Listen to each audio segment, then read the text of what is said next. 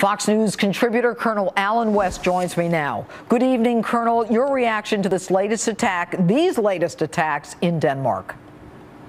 Well, good evening to you, Judge, and a happy Valentine's Day. Sorry it's on this very sad occasion. Yeah. But we have to come to understand that ISIS and Al-Qaeda and others are out on social networks, and they are encouraging more of these singular jihadist attacks, and especially along the lines of what you saw happen with Charlie Hebdo in Paris, France. And it's very interesting that right after the shooting there at Charlie Hebdo, we saw the Jewish kosher delicatessen.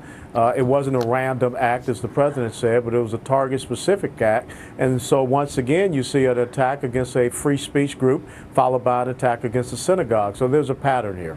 Yes, there is a pattern. Very interesting. Allen, and what can we do about this right now in this country? You're convinced, I assume, that it's coming our way or that it's already here?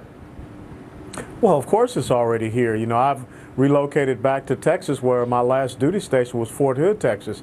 And do I need to remind people what Nidal Hasan did there? Yeah, wasn't that where that workplace violence thing happened? That's absolutely, it's workplace violence. And then up the road from Dallas, Texas, at Moore, Oklahoma, you had a woman that was beheaded by a co-worker, and we know about his affiliations and associations with a very militant mosque there in Oklahoma City. But again, it was classified as workplace violence. So these things are already happening here in America. We have a president, as you said in your opening statement, that can't bring himself to identify who the enemy is. And you know, in my opening statement, I talked about the president's schizophrenic approach to war. I think I said Pakistan instead of Afghanistan.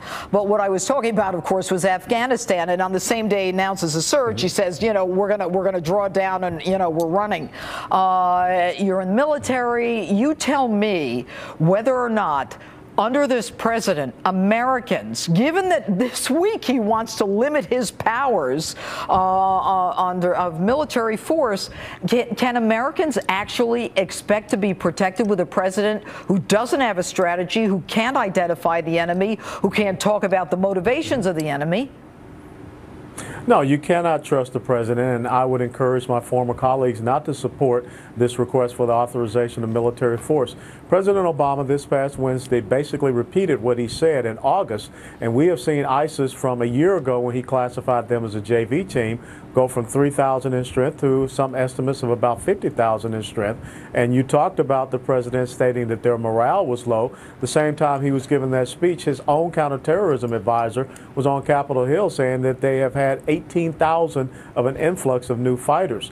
You don't tell the enemy what you're not going to do. You don't tell the enemy that you're only going to fight for 3 years. This is absolutely nonsensical, and we have already seen the greatest strategic blunder in probably the history of the United States military, with his withdrawal of all of our military forces, because ISIS is nothing more than the reincarnation and the reconstitution of Al-Qaeda in Iraq, which we had defeated. And you know, I see this, I must tell you, Allen, as a reverse crusade. It just seems to be coming west.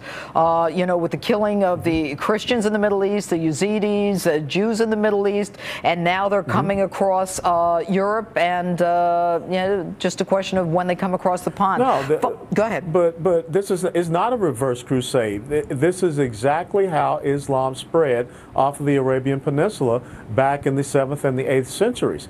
They overran the Iberian Peninsula, and they controlled Spain for some 700-800 years, and they called it Al-Andalusia. They were defeated in Paris, France in 732 A.D. They were defeated and turned back at the gates of Vienna in 1683. So this is just another chapter in their long-going conquest. To establish a global caliphate. Colonel Allen West, thanks so much for being with us. Thank you, Judge. All right.